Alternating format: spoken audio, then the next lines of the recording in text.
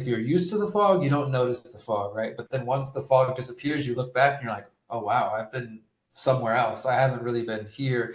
And that's kind of what it felt like it took for me to get locked up and go to prison and discover prayer and meditation and to start to do some of this healing work. But it took all that for me to really be able to look back and see, like, wow, I was under some heaviness there for a good chunk of my life. I'm 39 now, so about half of my life was spent in that place. Yeah, and so it took a long while to make those connections between all that and that there was a lack of self-love and self-worth and self-care going on. And then to be able to get to a place to confidently be able to say, like, yeah, I do care about myself. I care about whether I live or die. And, I'm glad I'm alive.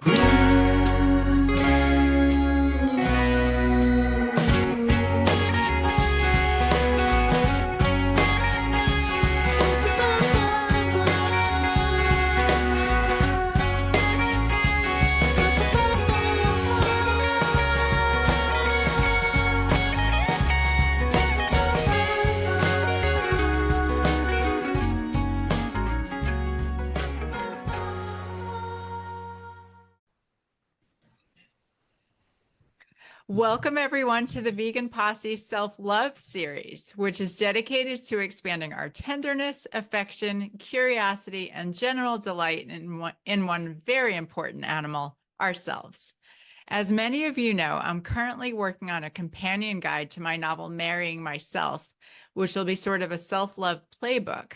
So in the process of creating this Marrying Myself companion guide, I realized I had a wealth of wisdom in the previous guests I've had on the show, and I decided to invite some of them back to talk about self-love and what it means to them.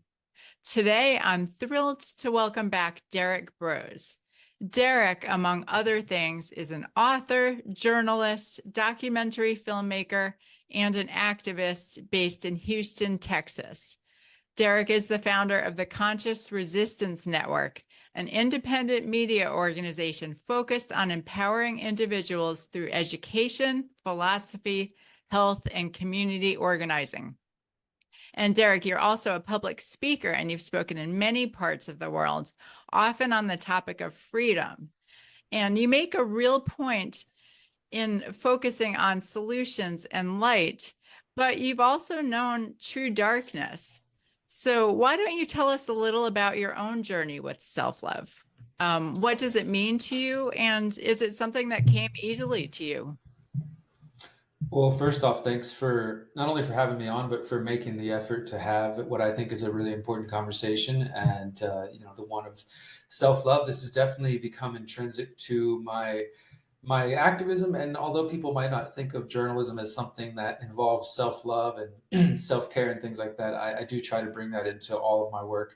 And to answer your question, no, it's not something that came easily for me at all. It's something that I don't think I really developed until probably 23, 24 years old, maybe even a little bit later in a more full way. But I think I shared with you before a little bit about some of my story. I mean, I had a early experience dealing with depression. I grew up visiting my birth father in prison. He was addicted to drugs since before I was born. And so as young as I can remember, I remember going to visit him in prison and sort of trying to navigate that as a young child. My family, I think my mother particularly, I think did the best that she could to prepare me and my brother and sister for like what we were about to experience. We're going into a jail, but still there's really, I don't think any way anybody can truly explain that to a child, such a kind of odd concept of we're going to go behind razor wire and concrete walls and you're going to see your dad for a little bit and then you're going to have to leave and he's going to stay there. And, just all the questions that sort of arise with that, like things like, why does he have a black eye on this visit? Why is his arm broken? Why does it look like he's been beat up? Or why is he there? Why can't he come with us? And all these sort of things. And for me, kind of being always a very open, emotional young child. I think that was like what my mom would say about the three of her kids, that I was the one that my brother was closed off. My sister was, I think, too young to really understand most of what was going on. And I kind of took it all on and really, I have no poker face. So if I'm not feeling great, it's pretty obvious whenever it's happened. And so I just started as a young kid, I think just sort of that confusion turned into questioning my own worth, questioning my self-worth, even if not in a, a sort of mature, conscious way, but even as a child, just wondering like if maybe there's something wrong with me and that's why my father wasn't there, or maybe he just didn't want us and so that's why he chose drugs or chose this other path, and all these kind of questions that as I said, I wasn't able to really deal with till I got into my 20s and 30s. But that confusion definitely was a heavy, a heaviness over me as a young child. And I started to do self-harm at 7 years old. I remember like the first time I started to play with knives and sort of like hurting myself with them. Without any of my family being aware of it. It was just something I kind of hid for a long time. And as I got into my teenage years, it developed into actually like cutting my arms and legs, and eventually a couple of suicide attempts that I still wear the scars for. And, with self-harm, with pills, with eventually with drug abuse and alcohol abuse, my depression and sadness as a young kid turned into anger as I reached teenage years. Um, and I can talk more about that, but basically my anger evolved, and eventually after I got out of high school and discovered alcohol and drugs, I thought for a moment, oh, this is what I've been looking for. I feel kind of happy when I'm doing this stuff. This must be the joy everybody's talking about, because I had just sort of been like, I felt like truly under this fog for most of my life. And I don't think I even, it's this sort of weird thing that like, if you're used to the fog, you don't notice the fog, right? But then once the fog disappears, you look back and you're like, oh, wow, I've been somewhere else. I haven't really been here. And that's kind of what it felt like it took for me to get locked up and go to prison and discover prayer and meditation and to start to do some of this healing work, and eventually to try to develop something of a relationship with my father and do some healing in that area. It took for all that, which, as I said, didn't come till I got arrested at 20, and then I got out 23 years old and started that work. But it took all that for me to really be able to look back and see like, wow, I was under some heaviness there for a good chunk of my life. I'm 39 now, so about half of my life was spent in that place. And yeah, so it took a long while to make those connections between all that, and that there was a lack of self-love and self-worth and self-care going on. And then to be able to get to a place to confidently be able to say like, yeah, I do care about myself. I care about whether I live or die. And, I'm glad I'm alive. And all those things took work and effort for sure. Wow. Wow. So tell me about that period that you spent in prison. I mean, that's an unusual time to discover self-worth and self-love.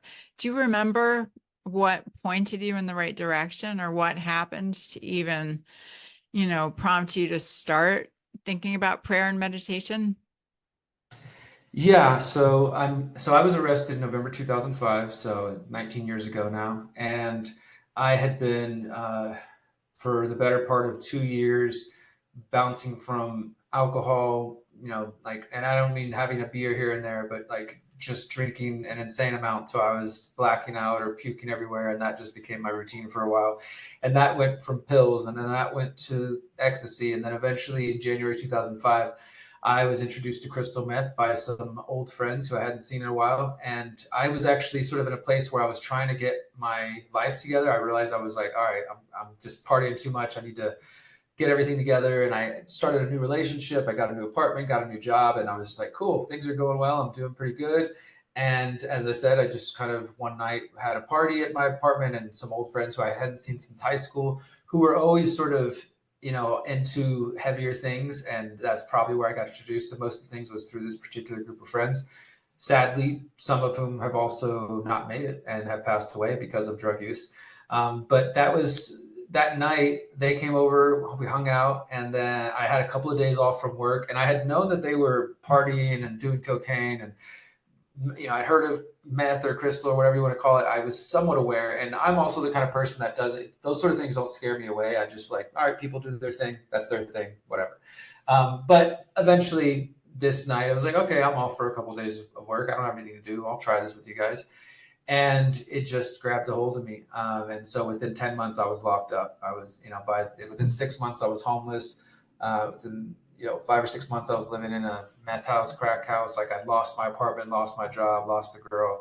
Because as can happen when you go down with these, especially these very hard, which I don't think there's any sort of redeeming value for these particular types of drugs, crystal meth, cocaine, and these other quote unquote hard drugs. And it can become all consuming. For some people hearing this, maybe, you think, oh, I've, done this or that once or twice at a club or at a party, but it's just something that you did in passing. Well, when I do something, I tend to do it very, very extreme, and it became an everyday thing. By the next morning, I was going to pick up my check because I'd already bought a couple $100 worth of crystal, and I didn't really know what I was doing. I just kept like doing it. And if you know anything about any sort of stimulants, of course, you just keep adding to like keeping yourself up. So you end up awake for days, and you're not eating. You're starting to lose touch with daily reality. And of course, you start to lose muscle, you start to lose weight. All this stuff happens, and it happens quickly. And so very quickly, this consumed my life. And it wasn't just something I was doing on the weekend. As I said, I ended up losing my job. And all these friends, as I saw them at the time, were like, hey, you know what? We can bring you into this world, and you can start selling drugs with us. We'll sell drugs out of your apartment, and we'll help pay rent, and we'll all have a place to do this. And I didn't have the self-worth, the strength, or any of that to say, hey, you know what? This is my apartment. Get the heck out. Like, I just sort of let it all happen. And this kind of goes back to that self-care and self-worth.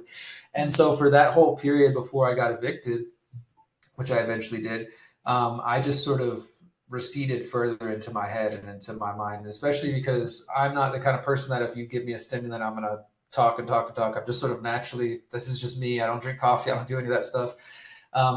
The exact opposite happens to me. I get very much in my head, and I start overthinking everything, and I start judging myself even more than I already was at the time. And so I just literally started spending all day in my room. I would come out and do drugs every now and then, and these people took over my apartment, and it became a drug house for a while until I eventually got kicked out. And then I ended up on the streets, and I ended up sort of getting taken under the wing of some drug dealers, and that kind of became my life until I ended up being arrested. I did have the strength and the forethought to know that this wasn't what I wanted. There were times when I was using drugs that summer 2005, and some of the people I was around would say things like, "You don't even seem like you're having fun," and I would tell them like, "I don't know if I am. I just don't really know how to stop." And when I came to the conclusion that I wanted to stop, I was literally living in this apartment that was turning into a crack and meth house. And it started from a thing of like me and one friend. I told him like, "I think I want to get sober. I think I want to get out of this. Like, let's get an apartment. Let's just leave all this crap behind." He was like, yeah, let's do it. Let's do it. And so we're looking for apartments. Eventually we find an apartment, and he tells me, he's like, "I got a great deal. It's this place." The one thing about it though is I was able to get us a deal because apparently the landlords, they like to smoke crack. So I got them some crack, and now we get half off for, 6 months. And I was like, okay, that's kind of an odd start, but all right, I'll go with it. And then, of course, inevitably, like this apartment complex was just one of those that's filled with drugs. And I think he knew that. And he kind of kept playing the role of, oh, yeah, I'm trying to get sober. I'm trying to get sober. And so I just ended up literally living in this small little room under the stairs and locking myself away until I had the strength. When I decided I was going to quit, I'm thankful and grateful that nobody there was pushing me or pressuring me. When I said, "Hey, I don't want to do this anymore. Can you guys just please not offer me?" Because I'm going to say yes, and I don't want to. And I had already burned bridges with family and other people. So I really felt like I had nowhere to go. I had a vehicle.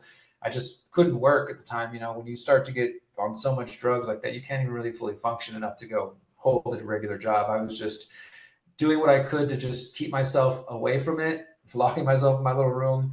And I can also say that cannabis definitely did help me get off of these harder drugs. And I do believe cannabis is a medicine. And I remember just sitting in this apartment and smoking cannabis every day and not doing crystal or anything else. And it was just like, okay, it's been one day. All right, it's been 2 days. By the seventh or eighth day, I had the strength to say like, "Peace, I'm leaving," got in my car, drove to my parents' house and just said, "Hey, I know I've upset you and burned some bridges, but I'm ready to do whatever it takes. So can I please come back to your house because I'm tired of being around this stuff." And I decided to get myself sober. And so I started the process of getting sober, trying to get clean so I could apply for jobs and all that stuff. And about a month passed after that. And it was just, things weren't, I was sober. I was away from all that, but I was just struggling to get a job. I was struggling to kind of get out of this whole world because I was still feeling the effects of all these drugs. And then eventually I did this sort of cliche, like, well, I know I can go make money if I go do one more deal. If I just go get a little bit more crystal, and then I'll turn around and sell it. And then I can pay some money I owe to people. I can get some, and I had this vision that like this was going to be the last time. And after that, I would be on my feet with a little bit of money to just go forward. And it was that one more deal where I ended up getting pulled over by a cop. And in that time of being on all these drugs for this 10, 12-month period, I would get pulled over and get a ticket and never go to court. So I ended up with a lot of warrants out for me. And so they arrested me for the warrant. They searched my car. They find all these drugs. And, that was it. And I ended up locked up the week before I turned 21. So when I got there, I was resisting. I thought I was going to maybe find a way to get out. I didn't tell any of my family. I figured I'd never been in any major trouble before. I could just sign for probation or something real quick and get out before the weekend was over and nobody would know the difference. And so that's basically what I did, except for the court lied to me and told me I was going to get out if I signed. And they instead gave me 2 years felony probation and a concurrent prison sentence. And so at that point, I had to let my family know. My family was still trying to help. Like my mom got a lawyer to see if there's any other options. But once it became clear that like I'm not going anywhere, it was about a month after I'd been locked up, and I'm looking at the calendar. The earliest I'm going home is 10 months later. I had to really accept that this is where I was going to be, and this is where I really found my strength. This is where I had to just in this feeling, which I don't think most people really experience, of being completely powerless, where you can't just walk outside your house or pick up the phone and call somebody or distract yourself with the internet or have a glass of wine or whatever. You're stuck in the four walls you're in, and there's nothing you can do about it. You can get on the phone and cry to your husband, your wife, your lawyer, your family, friends, whatever. It's not going to make a difference. You're not leaving until these people say, okay, you can finally leave. You no longer can use the bathroom in private and peace. You no longer can eat when you want, go to sleep when you want, all these sort of things that really can be quite difficult to accept. And at the same time, humans, as malleable as we are, we can learn to accept these things and they can become normal, which is kind of scary in itself. And I had to sort of let go of the outside world because I was resisting. It's like, what is my girlfriend up to? What are my friends doing? All this stuff. And in order for me to really be there and get what I would, I just decided like, look, I'm here for some reason. Of course I was mad. I was angry. I've been mad at my dad my whole life for being in prison, being gone, especially for drugs. And here I am, I'm going to prison.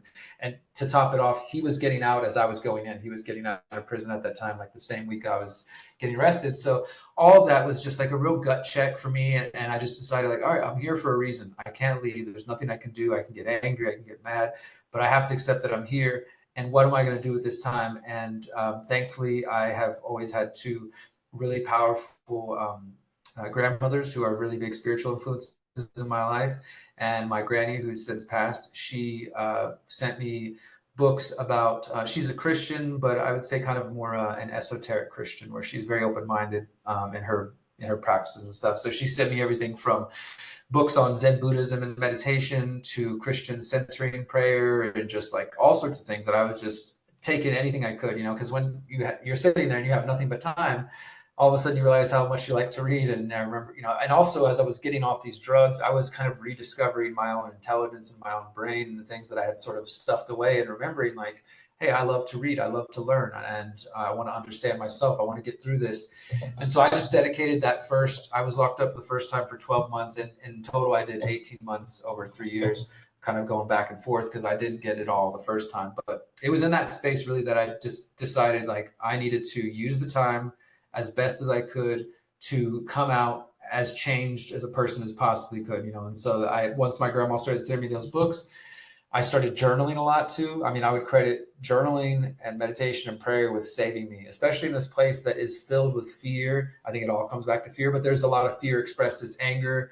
There's also a lot of what I consider very low level kind of primitive thinking. Like just as one example, I had I'm a mixed mud. I'm Hispanic, I'm Native. I've got a few things in me, so I don't necessarily fit into one particular group, but I had the Hispanic, group or gangs come over and talk to me and tell me that I couldn't just be talking to anybody because they'd seen me sitting talking with this black gentleman who was much older, and he had been in and out of prison his life, but he was kind of looking over me. I could feel that he was like, he knew I was 20 and didn't know what the heck I was doing, and he was looking out for me.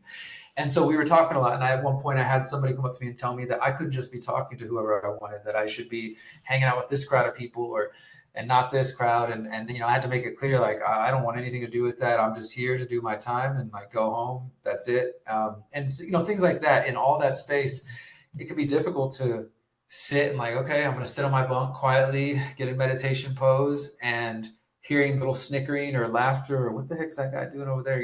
just all that stuff, and being able to tune it out and say, like, this is for my own healing. I got to start doing this every day, morning and night, just being able to meditate before bed and in the morning when I get up, and then journaling and trying to start bridging the gap between me and my father. Those are the things that really helped me eventually get to a place of self-awareness. So then I could later on develop the self-love that was necessary. Wow, that's an amazing story. It's so interesting. I'm curious, talking about all of this, how do you feel toward that person that you were, the person that you used to be? What's it like to reflect? That's something I do think about fairly often, because I've undergone gone such a pretty radical transformation. Like, I think at the core, I'm still that same. There's still that same little child in there that is in need of healing, and that's an ongoing process. Just for example, because I've done a lot of inner child work and reconnecting to that, and particularly going back to some of these key memories that stick out in my mind. 7 years old, my father coming out of prison. 14 years old, he's supposed to be there. He doesn't show up. 21 years old, I got arrested. I've had this thing of my life being in chapters of seven for one reason or another.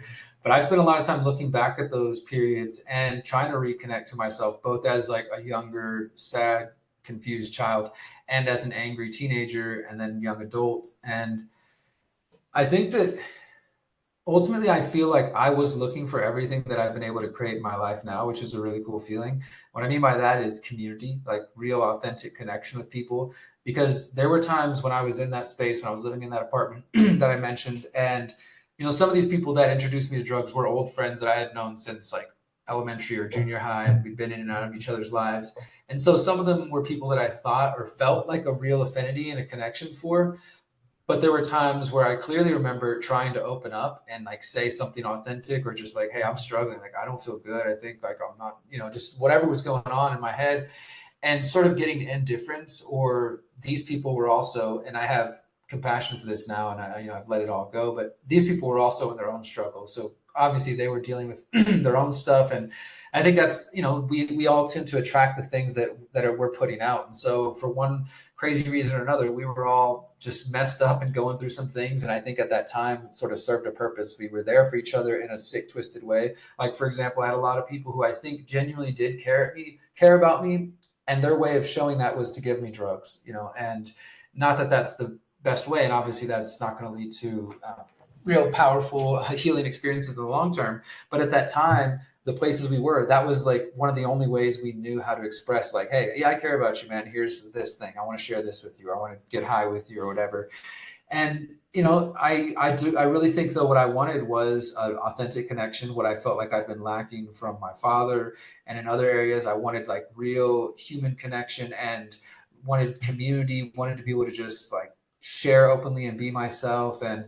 Um, and all this, of course, played into later into my activism and everything I'm doing now, building community via the internet, bringing people together with events, building my own intentional community. All this stuff is like, I think it's part of my healing process. So that younger me was definitely angry and confused, and also still a very good person, the person that I've been like waiting to reveal. And I guess that like the most difficult thing for me about all that, and where a lot of my energy and effort to heal over the years, to again develop that self-love, has gone towards forgiving myself for the ways that I mistreated people when I was going through a lot of my stuff. Because ultimately all the things that I felt wronged by my father, lying to me or just not just saying one thing and doing another, this sort of thing, ultimately later I would go on to do these same things to other people, in my hurt and my pain. And I think that's sometimes it's a thing we do. Hurt people is a cliche for a reason. And there's definitely in that time where I was just struggling, drugs and other things, where I hurt a lot of beautiful women that I was dating in different times, like, and have had time to be able to heal and go back, and some of whom I've reconnected as friends and things like that.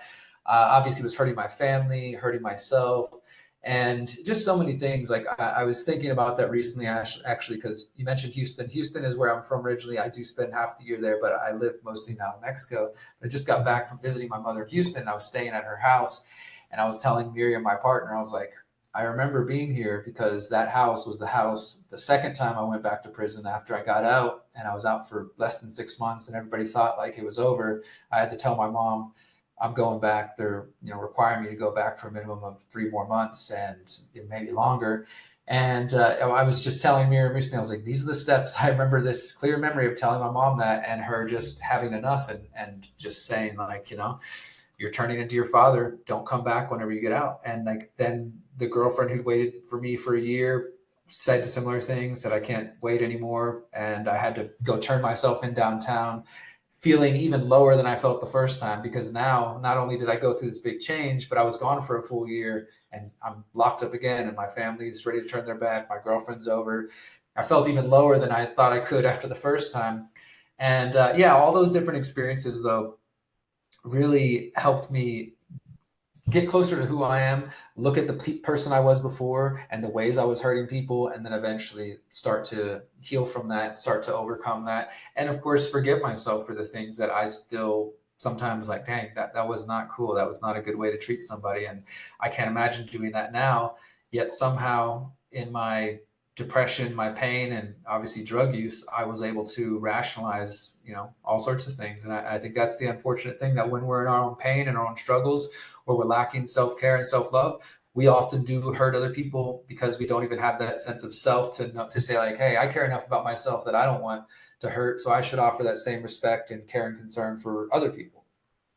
Right. Yeah, that makes so much sense. And you've touched on a topic that I'm just fascinated by, it, which is forgiveness. And, the reality is none of us is perfect, and we're always going to fall short on occasion. We're always going to disappoint ourselves. And so to me, thinking about self-love without incorporating the concept of forgiveness, that sort of love is barren, because you can't expect to never fall short on occasion. We're human. So how do you balance that line between, really striving to do your best, be what you can be the best version of yourself that you can, and at the same time also accepting and forgiving yourself when you do fall short of your own standards? Yeah, I think that's probably one of our, as individuals, our greatest challenges, because we tend to be the hardest on ourselves. As we can be hard on other people, of course, sometimes, but typically, at least I'll speak for myself. I know that I'm much harder on myself than anybody ever could be. And, in fact, like when I was growing up and would experience, like, say, if a family, if something was going on and I'd done something wrong, and like, for example, starting as my family started to notice I was getting involved in drugs and I was getting arrested, I started to get arrested for little things like public intoxication and stuff before I eventually went to prison. Um, and in my mind, like, I didn't want to hear anything from anybody. Even I knew that they were upset, because I was already just beating myself up 10 times harder in my head. Like, God, you're such an idiot. The self-talk, the conversation I had was the most damaging thing that was going on. And so I had to do a lot of work to not only to speak to that voice and let it know it served its purpose, whatever that was supposed to be, and that it was no longer necessary, but to forgive myself for a lot of those things, and forgive other people. I think, like you said, it's one of the most crucial parts of the healing journey and getting to that self love, because I just think that there's no real purpose of holding on to the past. That's not to say just forgive and forget. And if somebody wrongs you, like, let it go and have dinner with them and everything's fine. Take the time to work through the trauma, the things you need to have, the conversations when you have that opportunity, when there's a space and someone's open to, going back and revisiting the past. That's something I actually did just about a month ago, visiting with an old relationship, just to get together and say, hey, like, I think we both probably did some things where we didn't feel great about the way we treated each other. I know I have my regrets and things, but I've let it go. I forgive you. I hope you can forgive me.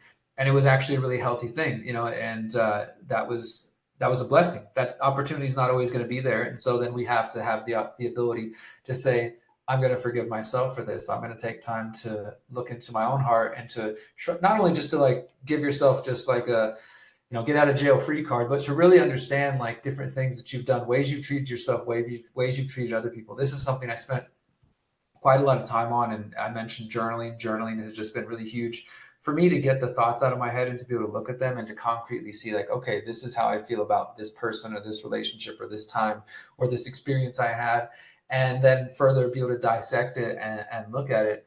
So for me, yeah, forgiveness, it absolutely is key. Like I am so grateful that before my father passed away, that I was able to forgive him, to take the time to go meet with him. After I did end up getting out of prison and going through all that stuff, he was still on his journey in and out of prison, off and on drugs. And one of the times he got out, he chose, he's not from Houston, where I'm originally from. He's from Austin, Texas, Central Texas.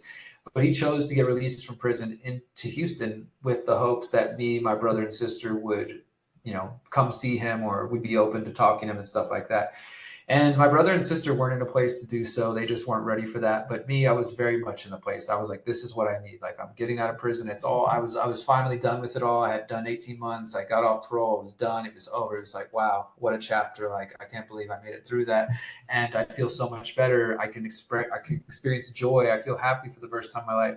But I also knew there was healing to do. And so when my father made the effort to come to be released at a halfway house in Houston, I chose to go visit with them and sit down and just say like, hey, this is who I am. This is when I had started to get into my activism and journalism and everything I'm doing now as well. So he didn't know anything about that or really doesn't have much of an understanding of it. So I was able to just say like, this is who I am. This is what I'm doing.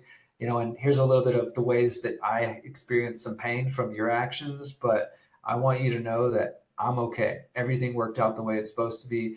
And I want you to be okay. I want you to find your healing so that you can stop going in and out of prison. He was 50 something at the time, and just telling him like, you still have so much life left. This can all just be one crazy chapter that you had in your life, and you can get your stuff together.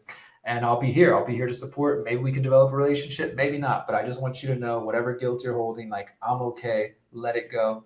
You don't need to do that for me. And of course, ultimately, that was for me. That was all for me. That was like, I needed to let this go. I needed to get to that place. And then over the next couple of years, we did have some more experiences getting to be there and communicate some. Ultimately, as I said, he did succumb to his drug addiction and he did die of a drug overdose a couple of years ago. But I feel, and because of that, I feel even more grateful that I was able to have that time to communicate with them. And again, you won't always have that opportunity. So it's important to just develop that self conversation and be able to. I've had to forgive myself for things that I feel like I've wronged other people, or forgive other people ways that I feel I've been wronged. And I don't think I'd be able to be in the position where I am now, which is, of course, still on this healing journey, but definitely having done a lot of work. I don't think I'd be able to be in this position if I hadn't taken the time and the effort to start the forgiveness aspect of it. And that doesn't mean it's easy by any means. I do think that there's some part of us, whether you want to call it ego or whatever, that almost I like you could start to identify with the way you feel wronged or the way that you've wronged other people. Like even like when I share this story, it's 19 years ago. This happened to me 19 years ago. My life is completely different now, but I share it because I know it helps other people. I've been told by countless people hearing my stories help them, or they tell me their story. I'll be releasing a book about the whole thing next year. And I share it not because I want to live in the past and sort of just like stay stuck in there, but because I see value in sharing with people. But I have seen it and I've experienced myself where sometimes we start to identify with our pain or our story or our trauma. And because of that, we might not want to forgive other people. We might not want to forgive ourselves because that would mean letting go. That would mean, moving forward. And sometimes, even as twisted as it sounds, we can find comfort and security in our pain, in our anger, in our, just not wanting to forgive other people. But ultimately, the healing that's on the other side of just choosing to embrace that forgiveness and embrace like that peace, which is what I think it really leads to, there's so much more healing after that. So I have had to be on that journey. And I think that probably, besides working on my own self-forgiveness, that I've let go of any sense of feeling wronged by other people in my life. I tend to, just sort of try to let that flow off and do my best at knowing, okay, well, this is where that person's at. And that doesn't really align with me. So I'm going to let them go their way and I'm going to do my way instead of kind of holding on to that anger or the pain or whatever it may be. Right. Yeah. It's so interesting to think about. And I relate to that so much, that idea of clinging to your pain because it gives you some identity. I think for myself personally, for a long time, I saw myself as a victim of life, the world, my biology, whatever. And I didn't want to let go of that. I think because at the time my self-worth was so low that I thought the most I could hope for in terms of positive emotion from other people or the universe might be pity or compassion, So as long as I stayed a victim, then maybe I could at least get some, some well-meaning compassion from people. And it was a long time before I realized that I was doing that and that I could aim higher, that I was, selling Absolutely. myself short, selling other people short. Like people can care about me and want the best for me, even if I'm not a pathetic, loser who's, failing at every turn and just a martyr to every situation I come across. So it's funny Exactly. the things we can latch on to. Boy. So do you have any sort of formal rituals or practices that you incorporate into your daily routine to kind of keep this self-love active? I actually do. And let me see. I want to just share this with you real quick. This is one of my books. It's called The Holistic Self-Assessment. You Yes, can that was on download my this for list to free. ask you about. It looks fantastic. Yeah, so this, as I said, people can download this at my website, theconsciousresistance.com, and you see it's very thin and simple. I actually wrote this after I got out of prison and a few years after I got out. And essentially, like this book, it takes a lot of the tools and things that I was picking up and kind of developing on my own and that I was using in prison and after prison and tries to condense them down. And that very much includes things like I mentioned, journaling. Like I can't emphasize that enough. I know that might not work for everybody, but and even today, as I'm sitting here saying this to you, I'm like, I need to make more time to sit down and just with my thoughts, whether that's writing out your dreams or just at the end of your day, journaling everything that happened to you that day. Like you'll start to realize, like in those little moments, like reflections come up of things that you might not otherwise have allowed to come up to your conscious from the subconscious. And so there's things like that, like journaling, obviously meditation and prayer. I would put all of that generally into the kind of banner of time to reflect, time to sit, whether that means going on a quiet walk by yourself or, this morning Miriam and I woke up early and went on a walk. Like, those are things that I have to do for my own sanity. And even honestly, a lot of my journalism and the content creation, like I feel like this is a form of therapy for me, like doing interviews, putting out podcasts and stuff, because it allows me to take my thoughts and again, get them out from all the craziness up here and put it out into the world and then connect with other people who are thinking similar things or experiencing similar things.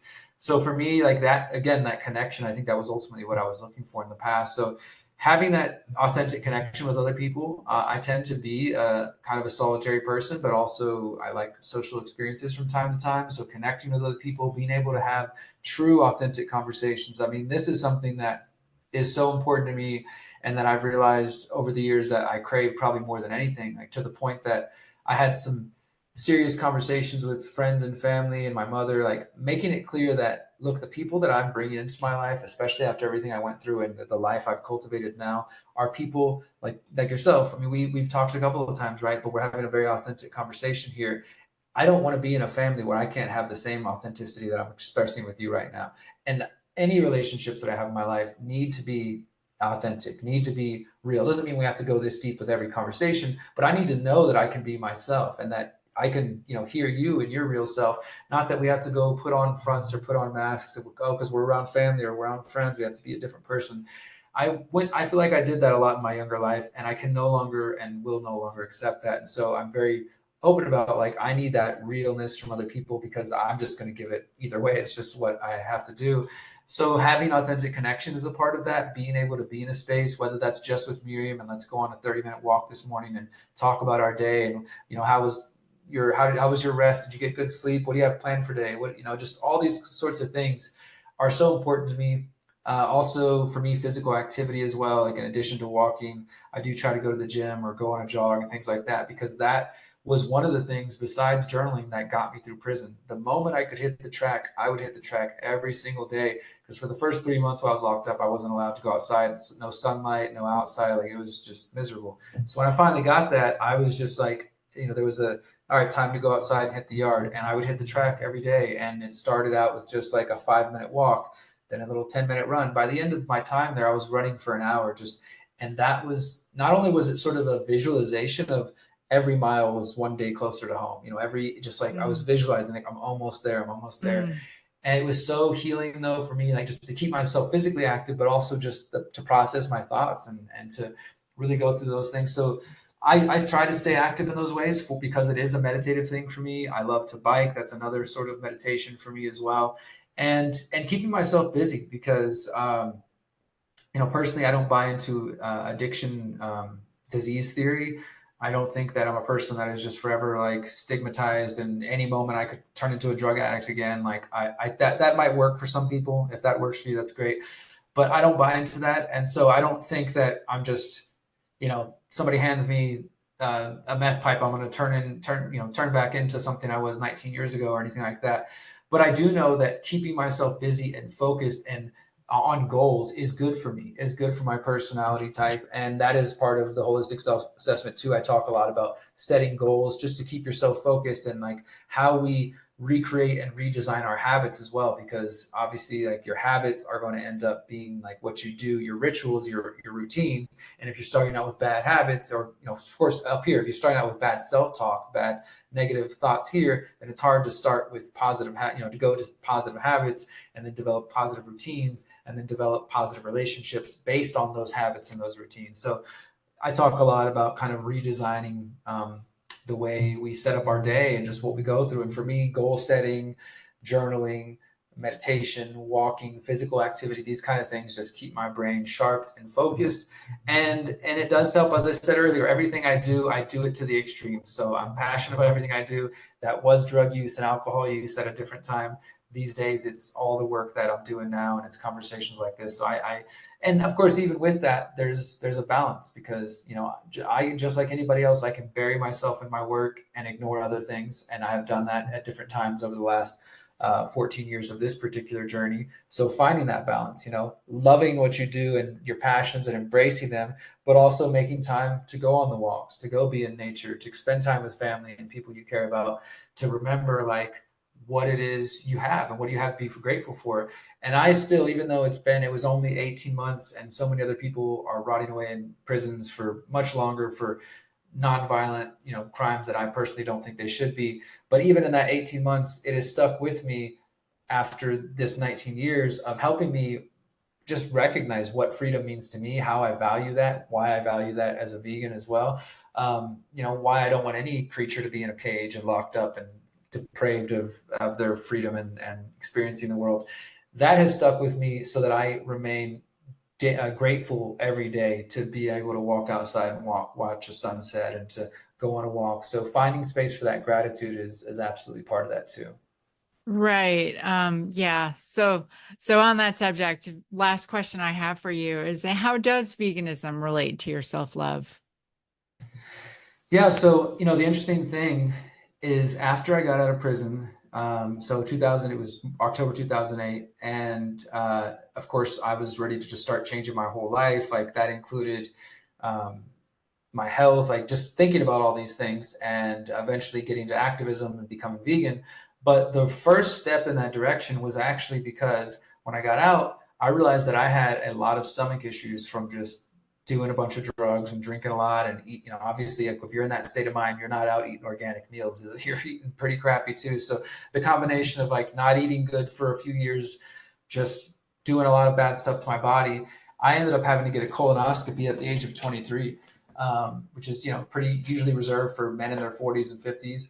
Not something you do in your early 20s. And it was because I just was having all sorts of like stomach issues, bathroom issues, and I had kind of been ignoring it to the point of like, you know, some pretty bad things were starting to happen. And finally, I was like, I got to figure this out. So I had to go to the doctor and get a colonoscopy, and they found like all sorts of, like I had a benign tumor in my lower intestine. There was all sorts of stuff going on there. Um, and, you know, I'll save the details, but needless to say, it was something that I'm still dealing with today, that I still do deal with today. And the doctor said, okay, so here's the solution. We want to cut your stomach open, take a biopsy of that tumor just to make sure it's all good, sew you back up. Then about 6 months later, cut you back open and staple your lower intestine to your hip bone so it'll stay in place because it had dislodged from just so much, you know, bad stuff going on. And it was like, not only does that not sound fun and sound super invasive, also I just didn't have the money to afford to do that. Like what, what is that going to cost? He said, you're going to need $10,000 just to walk in the hospital and get this going. And so, I'm 23 years old. My family's not extremely wealthy. And it's just like, what other options do I have? What other things can I do? And he said, stop eating meat. Stop eating meat and start on a vegetarian diet, because that'll make it easier for your stomach to deal with not having to try to process, meat and all that. And so that was 2009 going into 2010. And that's when I first started becoming vegetarian at first. And then by 2012, I would say 2012, I became vegan. And so, this journey of being vegan and whole food vegan specifically, and really striving to eat organic these days, like 98% of my diet is organic now. We're doing we're making our own tofu at home now. We're doing a lot of fun stuff. And I'm grateful for it. For me, it's another part of taking sovereignty of my life, taking control of my life. But it came out of this really messed up experience of my drug use, which there are times when still today I'm like, oh, what was I thinking? What was I thinking? When my stomach's not doing so great, I just have to kind of forgive my younger self for his ignorance and be grateful for where I'm at. But yeah, that led to me being vegan though. And I think I might have told you this in another conversation, that was sort of the beginning. It's just this stomach issue. But then with time, I met one of my best friends, his name is Jimmy. He was a cat. And after spending a lot of time with Jimmy, because I was now a felon, I was out, I was just applying for jobs, and I ended up just spending a lot of time with him. And one day it just clicked that I didn't want anybody to eat Jimmy. And so I didn't want to eat anybody else's best friend. And so I probably should just stop eating all animal products altogether. And around that time, I was starting to get exposed more to veganism through some friends. And it just worked for me. And then, of course, I've embraced it more and more over the years. But yeah, and that to me my veganism isn't about climate change. My veganism isn't about health so much. It started again for me about the health aspect, moving towards vegetarian and veganism. But for me, it is very much about the animals. Like that's the reason that I am vegan personally. And it aligns with my political beliefs as well, my spiritual beliefs as well. And I just do what I can to reduce suffering and all life as much as possible. And I say that from the smallest to the biggest thing. If I don't have to smush it, if I don't have to smack it, then I don't. If I can help it go back outside, or if I can help it to, continue its journey without causing me trouble or harm, or, then I will. That's just part of who I am. And so veganism ties into that. And I do believe that all beings deserve an opportunity to experience their own life, whether that's a simple or a complex life. And, that's just what I hope. I hope to have a full life, and I want to give that to other beings as well. So it's connected in that it came from my journey of finding my self-love and self-worth, and that ultimately it's become much more a part of like who I am as well today. That makes total sense. That's really beautiful. All right. That's a great place to leave it. Derrick Broze, thank you so much for coming on today and talking to us about self-love, and go forth and love yourself. Thank you so much. I appreciate you doing this.